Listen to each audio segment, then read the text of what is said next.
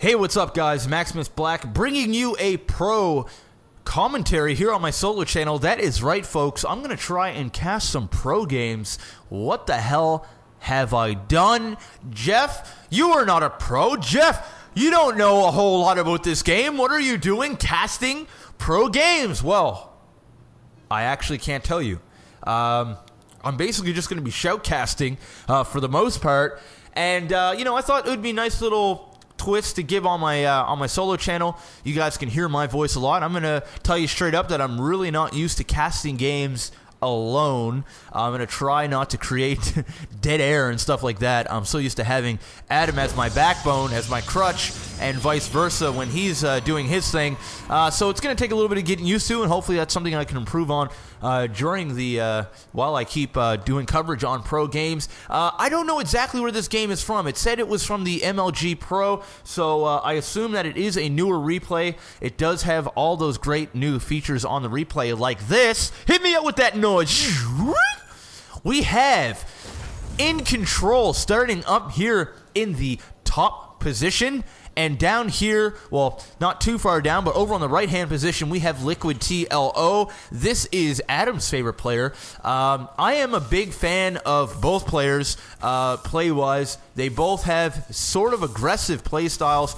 I don't know exactly what is going to happen in this game. I have not really been, I'm going to be honest, I haven't really been following the pro playing just because I've been so busy doing casts on Lake TV and stuff like that. So I'm kind of like not in the loop on what some of the strategies are. I know there's been a lot of patches, a lot of nerfs and buffs and stuff like that. So I'm going to be, it's going to be a learning process for me as well. So I really don't know what's going to happen. And here we go, another pylon now going down for EGiNcontrol. His simulator is now finishing up. I'm sure we're going to see a fully saturated simulator. There we go. It is going to be fully saturated. Gateway almost finishing up over here on TLO side. EGiNcontrol over here getting all kinds of great information. And also on the flip side, TLO getting some great information as well. He knows that not a whole lot is happening. The Cybernetics core is going down, so we could be seeing a sort of maybe a 3-gate robo. I have no idea. Oh, and there goes the SCV, just kind of shit the bed there. Sour about that. Let's take a look at the APM. Holy Jesus. We have averaging of 145 for a Protoss player. That is absolutely insane, but these guys are the best of the best here. I kind of got my money on TLO. I think TLO is a better, a more creative player from what I used to watch. Now, I'm basically just throwing that out there. Don't bash on me if you guys feel differently. From when I used to really sit down and watch a lot of pro games, TLO's way of, pressure, when he's under pressure, I don't know how he does it, but he always comes out with a nice creative way to get a win. I think there's just more of a creative side to TLO than what there is on EGiNcontrol, but I'm not hounding on EGiNcontrol. He's a great player, and here we are, just like what I said, possibly going to be seeing a 3-gate robo now warping in or chronoing that warp gate upgrade, and the robotics facility now going as well. So I'm sure we're going to see a couple more gateways going down. Let's go take a look at the production tab. Holy, we are going to see a 1-1-1 build from TLO. Now, a couple of things that we could see with this is we could see some Banshee harassment, but there is a Hellion, which tells me right off the bat that he is probably going to be getting a medevac out ASAP and trying to do some harassment on the mineral line, or he could just maybe be doing a 2-prong attack, maybe going to try to, get EGiNcontrol off his game, do a little bit of harassment while he gets those couple of Banshees out and comes over and does some damage. But there is an observer out on the field, so Banshees at this point really not a great thing. I honestly can see TLO getting some medevacs, and there we go. There it is. One now going down. So we do have, and whoa, this is quite a sizable army right off the bat. And then Stalker is going to shit the bed really quickly, getting him off position, and sour about that. And one Marine goes down. That was a pretty damn good trade-off there for TLO. And there we are. There's your medevac. Going to be able to do some healing. Also going to be able to drop. And there we go. Picking up those units. Going to drop them off here on the edge.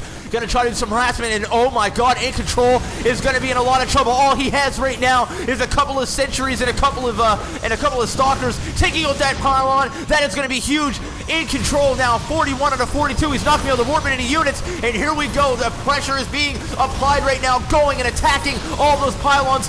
Some decent force fields, but nothing too great. And here we go, and Immoral now out on the field is going to want to keep that Immoral alive with all of his might. And TLO going around from the side and going after all those probes. Is he going to be able to get all those probes? And oh, wow, just ripping apart. Look at these kills right now. Oh my God, just doing some serious amounts of damage. But look at that, sour about that medevac right there. I must say, EGiNcontrol doing a fantastic job at taking minimal damage there. There was a nice attack there by the Hellions, taking out probably about six probes or so out, but at the same time, a great defense. And look at this harassment is relentless, taking out a few more. Oh, beautiful force field there.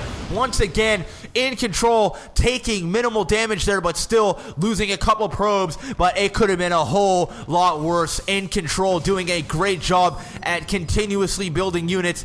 As you can see, his minerals are very, very low, and for good reason. A lot of harassment happening right now. A bunker down there out in the middle of the field for TLO. Now getting that expansion, that command center going, getting that orbital command ready before he actually takes it down. But EGiNcontrol with an observer in the base sees everything. Let me go over here and take a look at the unit production tab. Holy shit. 30 SCVs to 14 probes. EGiNcontrol is in a lot of trouble. And here we go, EGiNcontrol being a sneaky SOB right now.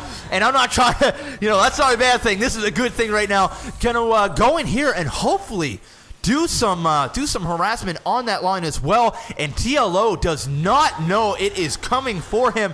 And here we go. All of TLO's units really not in. Oh, there they are there. He does have quite a bit of units. It's all going to come down to micro. But oh no, look at that surrounding him with all those SCVs. And this could be a GG. I don't think EGiNcontrol is actually going to be able to get out of here. Look at that beautiful surround with those SCVs and the Marines tearing a new strip in behind. But even still, taking some serious damage. TLO, oh my God, I don't think he realizes that all of these mules and stuff were not getting minerals there for the longest time. That actually might hurt him a little bit, but damn, oh damn, look at this. EGiNcontrol with a nice attack, just kind of switching the odds here. Now 13 SCVs for TLO compared to 21 probes for EGiNcontrol, doing a great job at that attack there. He lost a lot of units, but those were units well served in my books. That was a really good surround there by TLO. Almost a little too aggressive, and I really don't want to critique these pro players because they're so much better than me, but he kind of screwed up there. It was a good surround. Once he had that surround, he could have backed off a little bit because his SCVs were taking a serious beating. And also, like I said, those mules and a couple of SCVs not gathering minerals that entire duration of that epic battle there. But nonetheless, he's going to do a great job. Mules, in my books, borderline OP. I'm just joking. They're gonna get enough minerals there to kind of even up the odds. Let's take a look at the income. We got about 1,000. So still TLO bringing in more minerals right now than what EGiNcontrol is. And I was totally just missing a harass there.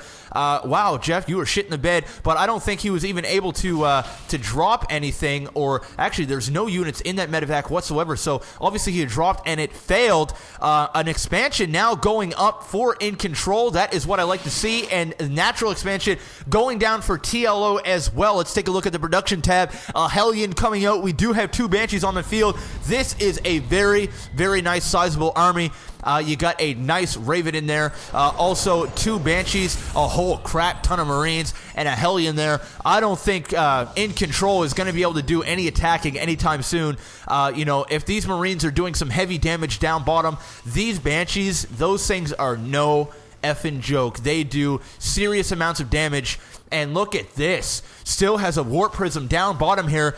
Let's go and take a look at the APM. Still extremely high right now. 187 for TLO and 138 for EGiNcontrol. EGiNcontrol kind of paranoid right now. And here we go. Some more Hellions coming up. This is just relentless. And oh my god, this could be the perfect time for a Hellion harass. All of his units are up there. Here's the Banshees. He needs to back off those Banshees. He is going to be able to maybe pick off a Stalker. No, he's going to back them off. Good call. But look at this. Bad timing here for EGiNcontrol. Oh, but gets his Stalkers up there in the nick of time. But look at this army. This is going to be just way too much. Putting up a couple of Force Seals, doing a decent split there. And EGiNcontrol throwing up the GG. And that is all she wrote. LiquidTLO coming off with some great harassment on the mineral lines and early push up with those Hellions and Marines, taking out those crucial pylons, making sure that no more Immortals or units were being warped in, and basically EGiNcontrol was on the defensive that entire game. But EGiNcontrol taking control there for a minute and doing that great attack there, putting some heat on TLO, keeping him on his toes. That was a great matchup, and that was my very first solo commentary here on the solo channel, and it was a pro game. I hope you guys enjoyed it, and I'll see you guys pretty damn soon. Peace out.